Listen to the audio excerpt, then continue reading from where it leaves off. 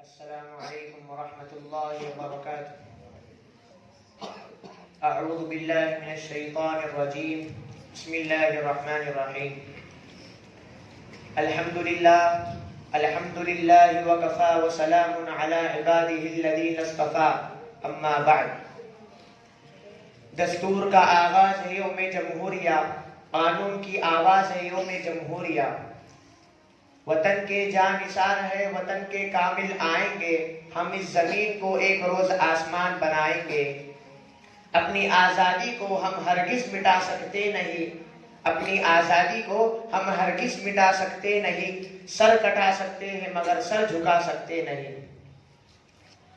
بزرگان محترم، عزیزان گرامی، آج ہم سب یہاں پر 26 جنوری یوم جمہوریہ کا 75واں جشن منانے کے لیے جمع ہوئے ہیں، کیونکہ 15 اگست 1947 کو جب ہمارا یہ ملک انگریزوں کی چنگل سے مکمل طور پر آزاد ہو گیا تو ہمارے ملک کو ایک قانون اور ایک دستور کی ضرورت تھی، اور وہ دستور ہمیں 26 جنوری 1949 کو ہمارے رہنماؤں نے قانون سازی کا فریضہ انجام دیا، اور جب یہ کام پائے تکمیل کو پہنچا تو 26 جنوری 1950 کو یہ پورے ملک میں نافذ کر دیا گیا۔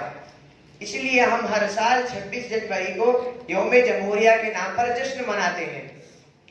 محترم سامعین، دستور ہند میں ہمارے ملک کو ایک سیکولر اسٹیٹ کہا گیا، یعنی یہ ملک مذہب کی بنیاد پر حکومت نہیں کرے گا، اور تمام مذاہب کا احترام ضروری ہوگا، اور مذہب کی بنیاد پر کسی کے ساتھ بھید بھاؤ نہیں کیا جائے گا، اور کسی کو شہریت کے حق سے محروم نہیں کیا جائے گا۔ ہر ہندوستانی شہری قانون کی نگاہ میں برابر ہے۔ ہر ہندوستانی شہری کو آزادی رائے، آزادی خیال اور آزادی مذہب کا اختیار حاصل ہے۔ محترم حضرات، ایک وقت تھا ہمارا یہ ملک انگریزوں کی ماتحتی میں اپنی تاریخ کے نازک ترین وقت سے گزر رہا تھا، گویا دو خطروں کے درمیان یا کسی درندے کے خونی جھگڑوں کے درمیان گھرا ہوا ہو۔ انگریز جیسے ظالم ہمارے ہندوستان کے، ہمارے وطن کے چمن کو توڑ رہے تھے اور اس کے پھولوں کو مسل رہے تھے۔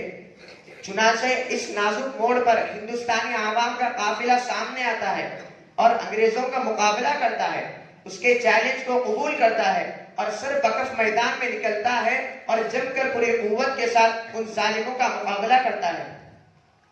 نازش وطن شاہ عبدالعزیز، سید احمد شہید، شاہ اسماعیل شہید، مولانا ابوالکلام آزاد، جواہر لال نہرو، ڈاکٹر بھیم راؤ امبیڈکر سمیت تمام مذاہب کے رہنمائی لیڈر اور قائد سامنے آتے ہیں اور اپنے اپنے طور پر ہندوستانی عوام کو، ہندوستانی شہری کو ابھارتے ہیں، ان کے بزدلی کو دور کرتے ہیں۔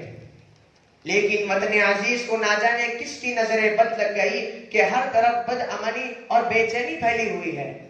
کچھ لوگ ہیں جنہیں قومی یکجہتی راس نہیں آتی اور ہندو مسلم اتحاد کو پارا پارا کر دینا چاہتے ہیں اور گنگا جمنا تہذیب کو تار تار کر دینا چاہتے ہیں۔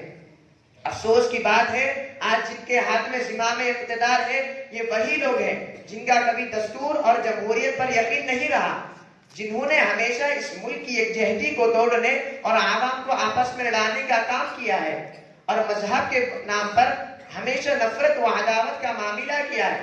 چنانچہ یہی مسلمان اور علماء اکرام ہیں جنہوں نے آزادی کے لیے اپنی جانیں قربان کر دی۔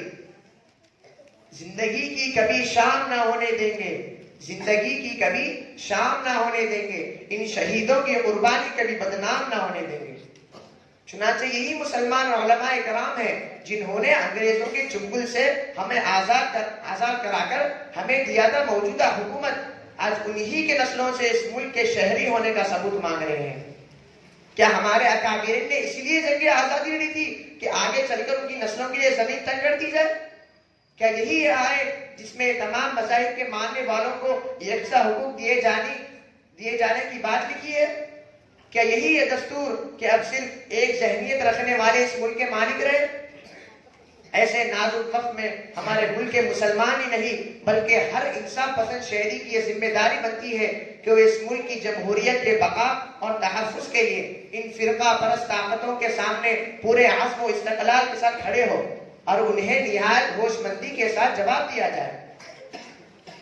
میرے عزیزوں، قومی یکجہتی کو فروغ دینے کے لیے، جمہوریت کے بقا کے لیے اور آئین کے تحفظ کے لیے ہمیں متحد ہو کر ان حالات کا مقابلہ کرنا ہوگا، تاکہ ایک بار پھر ہمارا یہ ملک ترقی کی راہ پر گامزن ہو سکے۔